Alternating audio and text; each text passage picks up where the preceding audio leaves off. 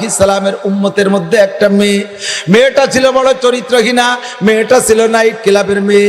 এই মেয়েটা বন্ধু বান্ধব নিয়ে বয়ফ্রেন্ডদেরকে নিয়ে রাতে আনন্দ করত, রাতের বেলা মদের আড্ডায় সময় কাটাইতো, আর সেখানে মদ গাঁজা খাইয়া আর নিজে অন্যকে খাওয়াইয়া এরপরে দেহ ব্যবসা করত, শরীরের দেহ ব্যবসা করে পয়সা কামাই করে তাইতে জীবন যাপন করত। বড় চরিত্রহীন মেয়ে ছিল। মেয়েটা জান্নাতি হলো কোন আমলে? এবার জিব্রাইল বলে, হুজুর ওই মেয়েটা একদিন তার নাইট ক্লাব থেকে বেহুশ অবস্থায় অজ্ঞান অবস্থায় ছিল প্রায় দুপুর পর্যন্ত। প্রখর রৌদ্র যখন উঠছে তখন সে হুঁশ ফিরছে, এবার ক্লাব থেকে বাসার দিকে যাইতেছে। মরুভূমির ভিতর দিয়ে যাওয়ার পথে একটা ইন্দারা কূপ, বুখারী শরীফের হাদিসের তরজমা বলছি, মরুভূমির ভিতরে একটা ইন্দারা কূপ।